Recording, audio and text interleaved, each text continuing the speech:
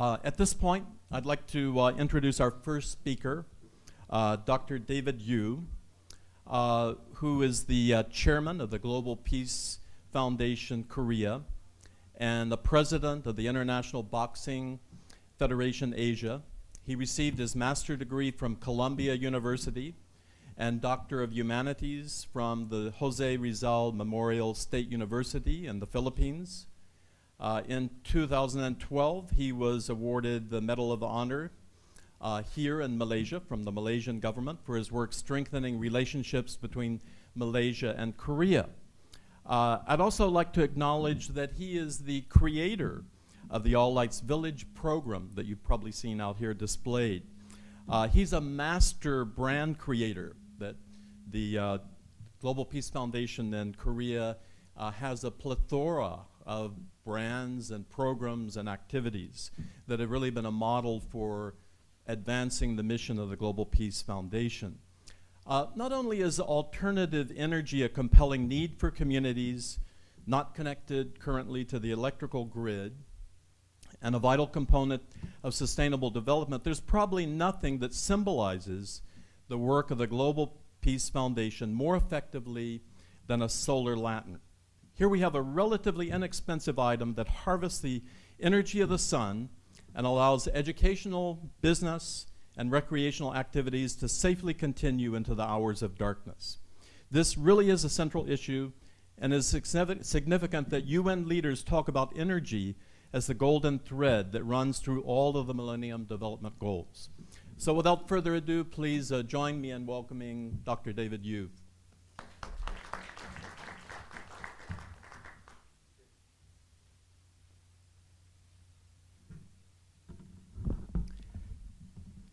Good afternoon. Thank you, Dr. Phillips, and thank you for joining us today. Alllights Village Project launched in 2011. It's only 1.5 years old baby project, and it's our great blessing to have Dr. Phillips as a president for Alllights Village Project on a global scale. Alllights Village Project aims to build sustainable community which can help people in developing countries to overcome the poverty. But this is not just a project. This is more like partnership project to overcome the poverty. Surprisingly enough, there are, 33% of world populations do not have any benefit using electricity. So when we start this project, we mainly focusing on the villages where there's no electricity.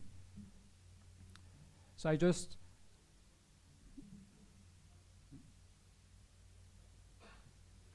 doesn't work? Oh, yeah. So we have basically 3 stages. First stage is to give the people fish for free because they have never tasted fish.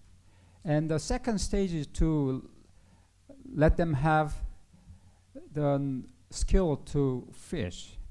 And then the last stage is to help them to have the strategic mindset to catch fish efficiently and effectively. The first stage is to provide solar lantern using solar energy. So this is solar lantern we are distributing to families. If you go to rural area in the developing country, especially in Philippines, they are using kerosene to make a brighter circumstances. But as you know, kerosene is really harmful for your eyes and also for your throat. It causes fire in your house. And I realized that the kerosene is very expensive. Almost 30% of the income goes to buy kerosene. So providing one lantern to each house can solve many problems. They can contribute to have better health. At the same time, as you mentioned, brighter circumstances. At the same time, they can save the money for food and education. So this solar lantern I know you may know already, but using solar pad, if you charge this outside for 4 hours, you can use this for 10 hours. This is kind of a typical model of appropriate technology. And at first we provide solar lantern without radio, but when we start that one, villagers in Philippines gave us some feedback. Because there's no electricity, they cannot watch TV. And they ask us to listen to radio when they work and also at night. So we ask technicians to put the radio, but we already have electricity, so it doesn't take a long time to make this solar lantern with radio function. When we distribute this lantern, the difference between GPF and other NGOs is we are not just providing lantern. We go there in person and make a sisterhood relationship. The main purpose of the Alllights Village Project is to realize the vision of one family under God. So, not only material, but also they go there and make a sisterhood relationship with local people and have extended the family in, for example, in Philippines and in Kenya and in other countries. So even after they going back to Korea, they keep communicating with their extended family. Sometimes they invite them to Korea, or sometimes they provide some necessity, what they require. So we keep, communicating with them. So this is picture after distributing lantern. They use this for lantern at outside, and also they use this for reading and writing books at night. After 1 year of distributing this lantern, there are many good news from community.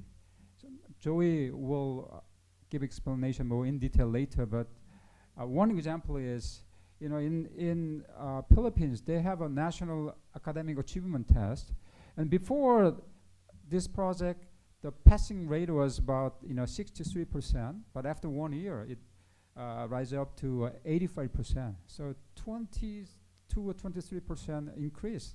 So that really helped children there to study, more effectively. Mm-hmm.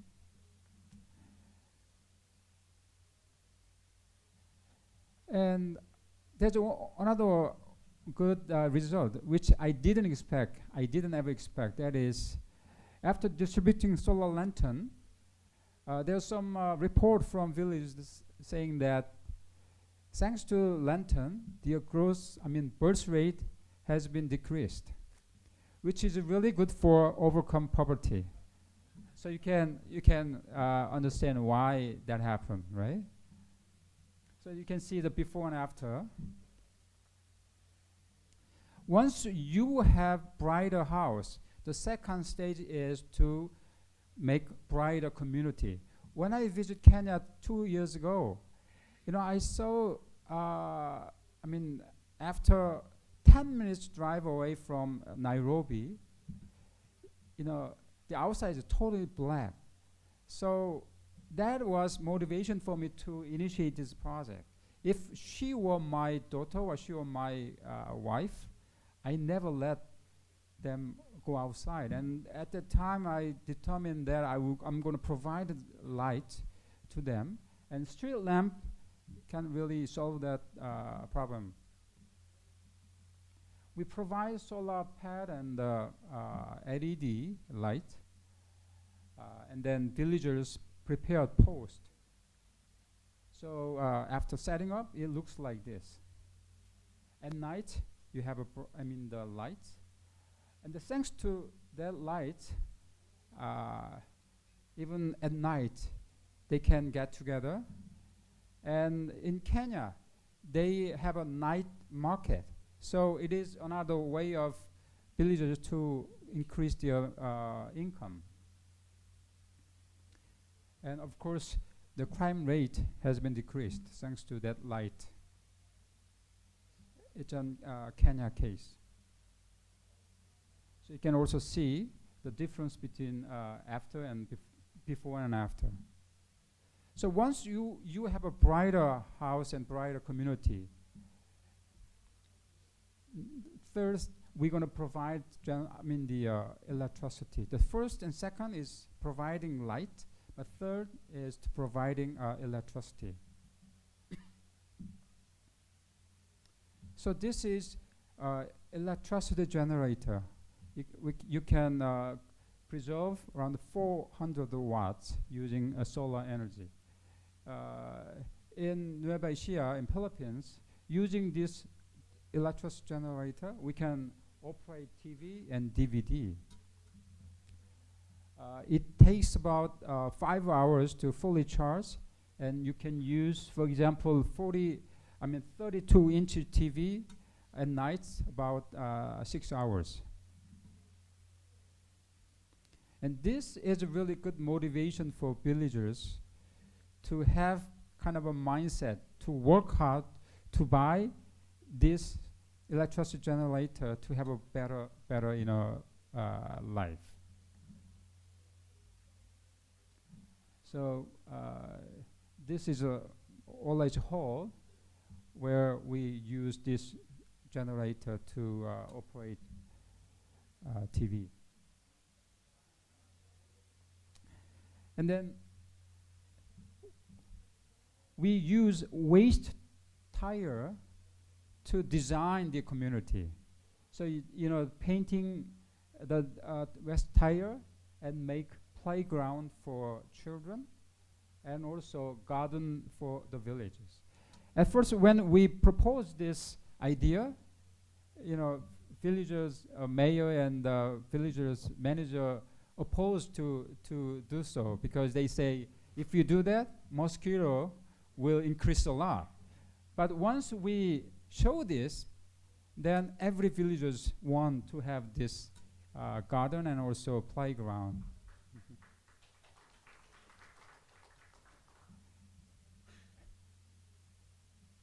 The key of this project is to change people's mindset. So in order to do so, we need education. At the same time, we need a place for villagers get together to discuss how to develop their community. So the third stage is to build community center, Alllights Hall. We provide a certain cash for building, and villagers donate land to build on. And building Alllights Hall, in order to build Alllights Hall, not only Korean volunteers but also villagers in Philippines, they work together from A to Z. Even interior, we do together. So this is the Alllights Hall in Philippines.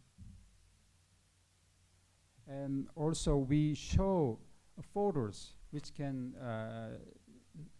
show the villagers how these villages changed after we starting Alllights Village Project.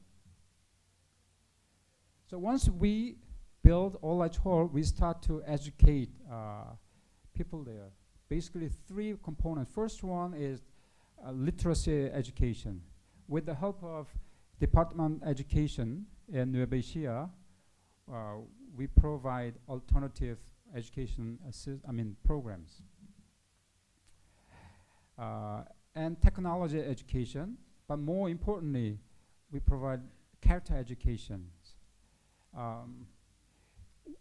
If you visit some poor area, there's a common thing, that is, they have a really,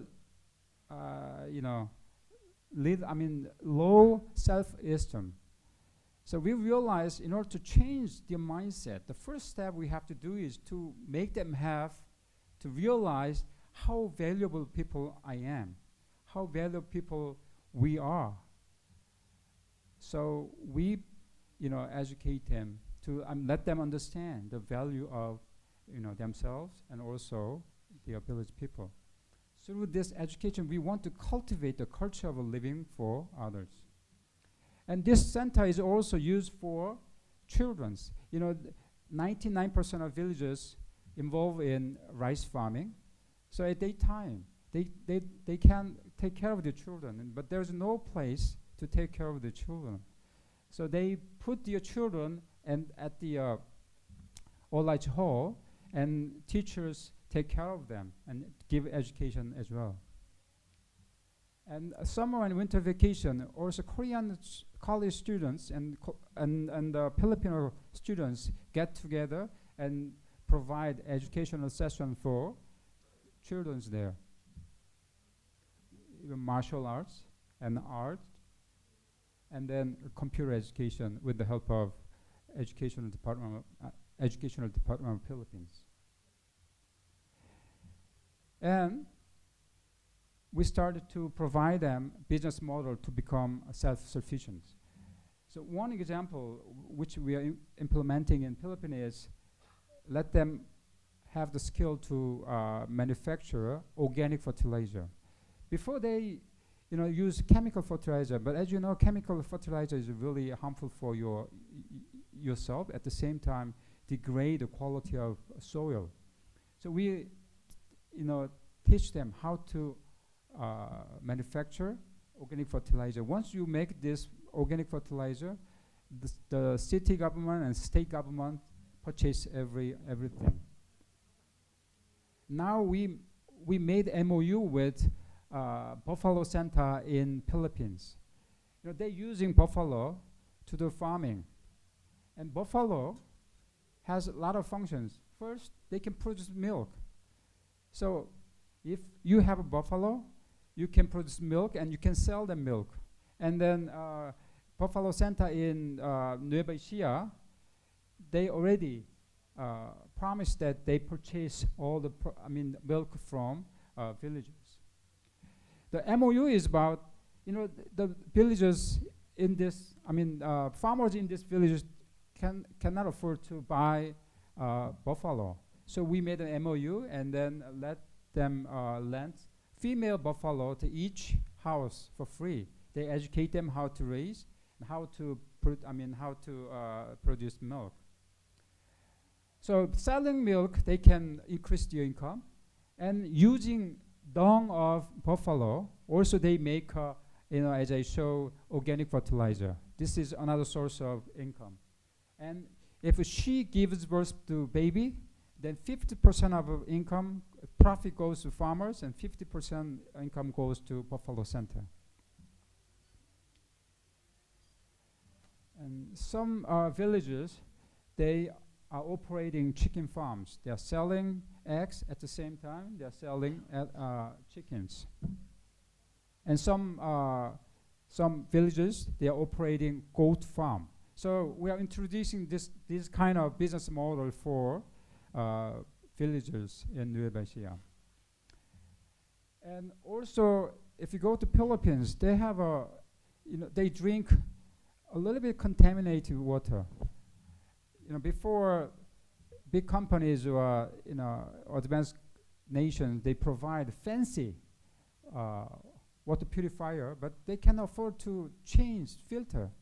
So instead we provide them this simple but effective water purifier. The first stage is pebble and sand.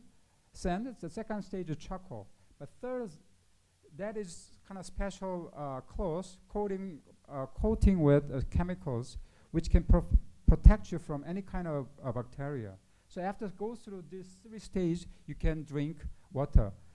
And beauty of this one is very cheap, less than $10 to have this water purifier. So before they drank this dirty water, but now they can drink this clean water. And this project is, as I mentioned, all about partnership. We are working with Cardinal Rosales in Philippines, and also Cardinal Tagle. He's also very support our project. And recently we launched Global Peace Volunteer Assembly. And the first project is to implement Alllights Village Project at the disaster area by typhoon months ago. And 2 weeks ago, we made an MOU with Humanity for, Habitat for Humanity, and we start to build house for poor villages. It's not free though. Free aiding never change, never make them overcome the poverty. So this housing project, of course, this is really cheap house, but villagers should pay for that. About $10 a month, and total price is about $3,000. So if you work hard at the business model, they have sufficient money to pay for this house. This is groundbreaking ceremony. So all the finance, where we can have this kind of finance, we have corporate donors. For example, Korean Stock Exchange Deposit Company, they donate money and also they send volunteers to Philippines. So KSD Alllights Village. Now we are talking with Samsung Life Insurance in Indonesia. So Samsung Alllights Village in Indonesia. So the company have their own village in the developing country. And also the middle-sized and small-sized company, even they want to do, they don't know how to do. So instead of they go and they donate 1% of that net profit to us. So using that money, we finance this project. Because of limit of time, I think I should end my presentation. Thank you so much.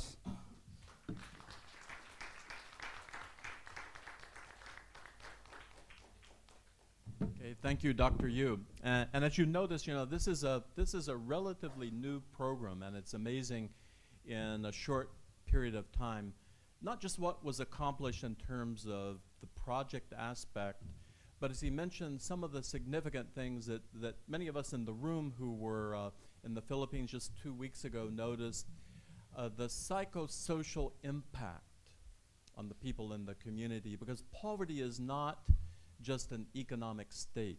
It's a state of mind. And so as he mentioned, raising people up, giving them confidence to drive their own development is very important. The strength and the resilience of communities was again brought home to me 2 weeks ago when we were in the Philippines following the disastrous typhoon. And for the international news media, the devastation was, of course, the main story that we saw in the news. But then in many of their reports, they began to report on how communities were beginning to respond. Andrew Harding, reporting from the BBC from Guyuan, wrote that what's really striking about this town is how quickly the community has come together again, starting to get things done. People may not have insurance here, but they have phenomenal resilience, he said. That resilience, strength, and resourcefulness is what community-based development is all about. And it's those qualities that have largely remained untapped by traditional forms of aid.